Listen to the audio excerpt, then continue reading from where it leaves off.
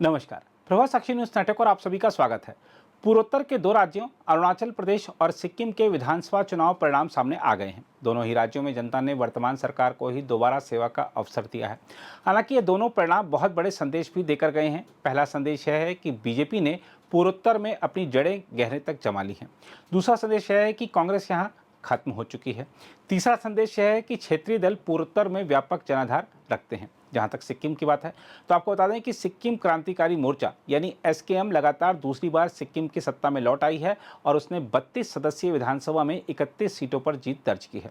विपक्षी एसडीएफ को मात्र एक सीट पर जीत मिली है और यहां तक कि पूर्व मुख्यमंत्री पवन कुमार चामलिंग जिन्होंने 25 साल सिक्किम पर राज किया, वह इस बार खुद 2 सीटों से चुनाव हार गए हैं।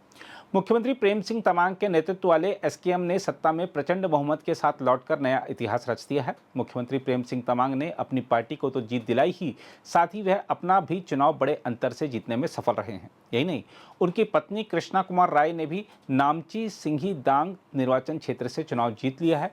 सिक्किम क्रांतिकारी मोर्चा की उम्मीदवार कृष्णा राय ने अपने निकटतम प्रतिद्वंदी और सिक्किम डेमोक्रेटिक फ्रंट यानी एसटीएफ के उम्मीदवार बिमल रॉय को 5302 मतों से हराया। हम आपको बता दें कि 2019 तक राज्य में लगातार 25 साल तक शासन करने वाले सिक्किम डेमोक्रेटिक फ्रंट ने महज एक सीट जीती है। एसटीएफ अध्यक्ष और पूर्व मुख्यमंत्री पवन कुमार चामलिंग दोनों सीटों पर चुनाव हार गए हैं। हम आपको याद दिला दें कि सिक्किम में 19 अप्रैल को लोकसभा चुनाव के पहले चरण के साथ ही विधानसभा चुनाव के लिए मतदान हुआ था। जहां तक अरुणाचल प्रदेश की बात है तो यहां बीजेपी ने स्पष्ट बहुमत के साथ सत्ता में लौटकर नया इतिहास रच दिया है।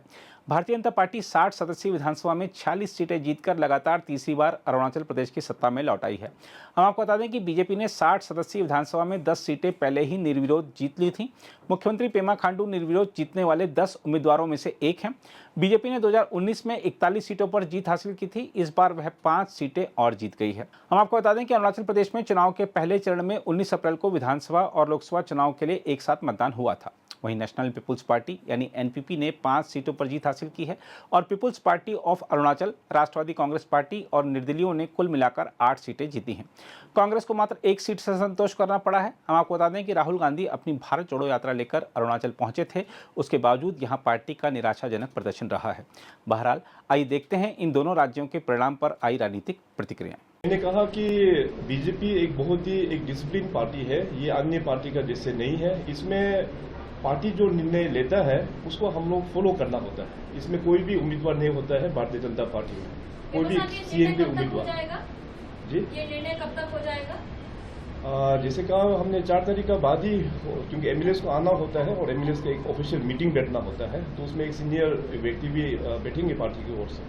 Sir, congratulations for the thumping victory in the state. But we have observed that few of your ministers also have faced a loss in the election, like Tawaderi Sarda.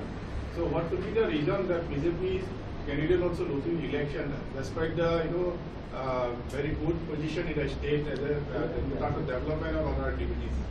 कुछ क्षेत्र में देखिए अभी वहाँ के लोकल डायनामिक्स अलग होते हैं। आप सब भी जानते हैं कि यहाँ ट्राइबल पॉलिटिक्स में कहीं कि अपना क्लैन बेस भी हो जाता है, तो इस प्रकार करके कहीं कहीं हम लोगों को हार का भी देखना पड़ा। मगर सेइंग सो पार्टी के लिए आने वाला दिनों में अच्छा रहेगा। भले ही कुछ सीटों में हमारा एमएलएस हार गया है पार्टी का, मगर अपना एमपी वोट में आप लोग देखिएगा कि पब्लिक लोग पूरा एमपी में अच्छा से दोनों सीट में, ईस्टर्न वेस्टर्न दोनों में एमपी में ही डालेंगे। Sir, what are the chances of having a female cabinet minister in this state? Right now I can't comment on this because BJP is a very disciplined party, so after formation of government then only it can be decided. So ऐसे message तो आया नहीं है, that party will take a call.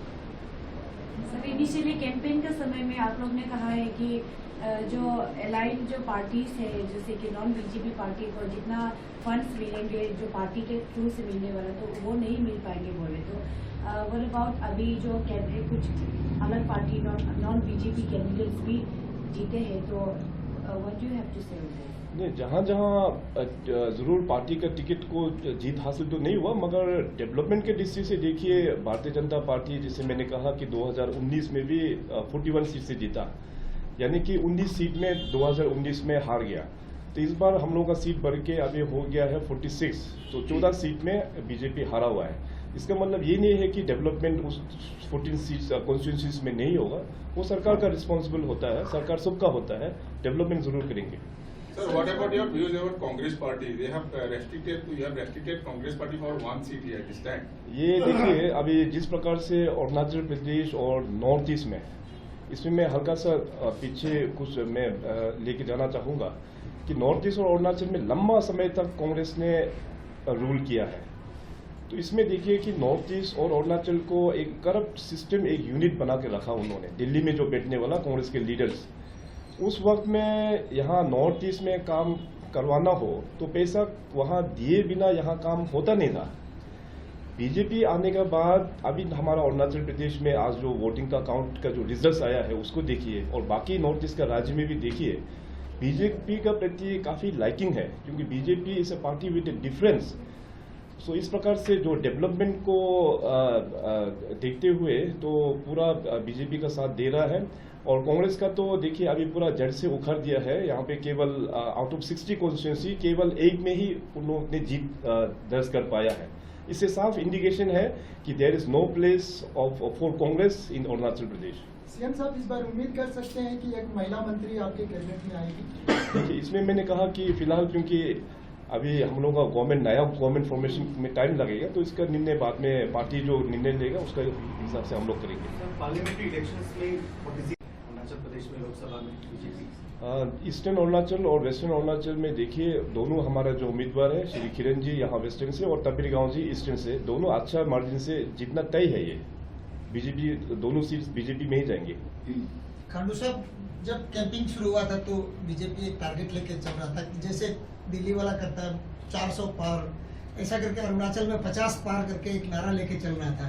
तो कहाँ चुक हो गया सर? लोकल डायनामिक इशू था या पार्टी का जो कैंपेन जो कमी रह गया कहीं पर? देखिए हम लोग चाहे लाइफ में कुछ भी कार्य करते हैं तो अपना एक टारगेट हम लोग सेट करते हैं, तो ज़रूरी नहीं है कि टारगेट को हम लोग 100% अचीवमेंट लाइफ में तो होता नहीं है। तो जो भी हो एक प्रोफेशनलिज्म में, एक प्रोफेशन में पार्टी का भी अपना एक लक्ष्य होता है ताकि अपना कार्यकर्ता उस हिसाब से काम करे। तो 50 का लक्ष्य हम लोग ने रख के तो हम लोग ने काम किया और बहुत क्लोज हम लोग पहुंच पाया है। 46 तक तो हम लोग आ गया है। 2016 से हम लोग देख के जा रहे हैं, पेमा खांडू जो बोलता है करता है। इस बार भी कुछ कमाल करेगा होगा अरुणाचल के लिए हम? अभी ऑलरेडी पार्टी की ओर से हम लोग ने संकल्प पत्र, ऑलरेडी मैनिफेस्टो हम लोग ने रिलीज चुनाव दौरान में हम लोग ने किया हुआ है। आने वाला भारतीय जनता पार्टी के जो सरकार चलेगा उसी दिशा में चलेंगे। हम लोगों का जो संकल्प पत्र है उसका आधार पर हर एक सेक्टर्स में हम लोग काम करेंगे। ये बीजेपी पार्टी का ये वादा है। पेमा साहब, एग्जिट पोल में 350 से ज्यादा मिनिमम दिखा रहे हैं बीजेपी की सरकार के लिए, सहमत है आप इस बात से किस आधार पर? अभी देखिए 4 तारीख को पता चलेंगे, देश के जनता जो फैसला करेंगे उसको हम लोग पूरा सर झुका के नमन करके एक्सेप्ट तो करना ही है। Sir, one more question. कुछ लोगों ने जो बीजेपी की टिकट नहीं मिले वो लोग अलग पार्टी से कंटेस्ट किया। सो during the campaign you were mentioning that there is no place for other parties except BJP, लेकिन अब ये वो लोग तो जीत गए, तो उन लोगों की कहना कि फिर भी डील है बीजेपी, फिर भी डील है पेमा खांडू, तो आप उन लोगों को शामिल करेंगे और फिर से दोबारा अपोजिशन-लेस गवर्नमेंट होंगे?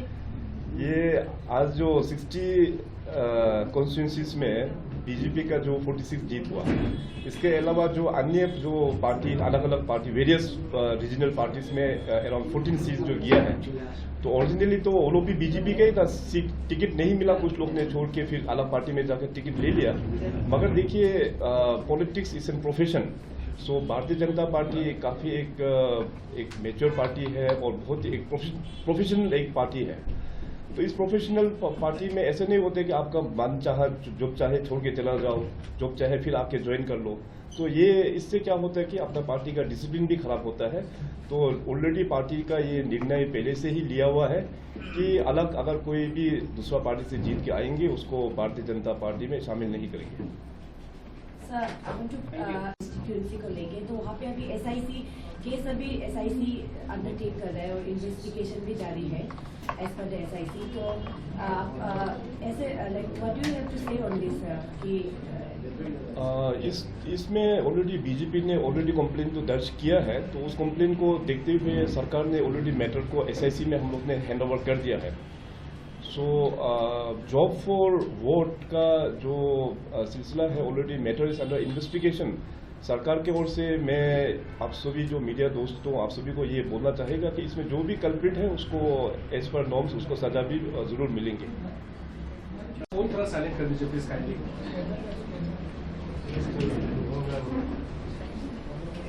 तो आप सभी मीडिया के दोस्तों आप सभी को मैं अपना इस सुंदर प्रदेश में सबसे पहले आपका स्वागत करता हूं।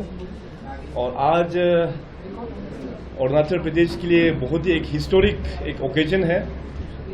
आज अरुणाचल प्रदेश के जो विधानसभा का रिजल्ट्स आउट हो चुका है और भारतीय जनता पार्टी ने एक रिकॉर्ड खड़ा किया है। पिछले 2019 में भारतीय जनता पार्टी ने 41 सीट से हम लोग विजेता हुआ था। इस बार 2024 के इलेक्शन में 46 वोट से भारतीय जनता पार्टी का विजेता हुआ है। तो सबसे पहले तो मैं अरुणाचल प्रदेश के जितने भी हमारा जनता है उन सभी को हम बहुत बहुत धन्यवाद एक्सप्रेस करते हैं अपना पार्टी के ओर से। और साथ साथ में अपने यशस्वी प्रधानमंत्री श्री नरेंद्र मोदी जी और अपना भारतीय जनता पार्टी के राष्ट्रीय अध्यक्ष श्री JP नड्डा जी को भी मैं धन्यवाद प्रकट करता हूं। पार्टी और अपना honourable prime minister Shri Narendra Modi ji के आशीर्वाद से जो डेवलपमेंट पिछले 8-10 सालों में अरुणाचल प्रदेश में हुआ है ये उसी का ही एक रिफ्लेक्शन है। पब्लिक ने उस काम किया हुआ पार्टी ने जो काम किया है उसको धन्यवाद देते हुए भारतीय जनता पार्टी को एक थम्पिंग मेजोरिटी के साथ में इस राज्य में दोबारा भारतीय जनता पार्टी का सरकार बनाने का यहाँ में निर्णय जो है वो दे दिया है। तो डेवलपमेंट जिस हिसाब से पिछले 8-10 सालों में जो हुआ है आप सब लोग जानते हैं क्योंकि आप लोग मीडिया बैकग्राउंड से हैं सभी लोग। और हमें उम्मीद है कि आप सब लोग कहीं ना कहीं अरुणाचल के बाकी क्षेत्र में भी आप लोग ट्रेवल किए होंगे। मैं आप सभी को अनुरोध करेंगे कि आप सभी लोग दोबारा एक बार फिर आप लोग जिन जिन एरियाज में आप लोग ने पिछले 4-5 साल या 8-10 साल पहले गए होंगे इस बार फिर जाके देखिए कि जमीनी स्तर पर क्या डेवलपमेंट वहाँ पे हुआ है।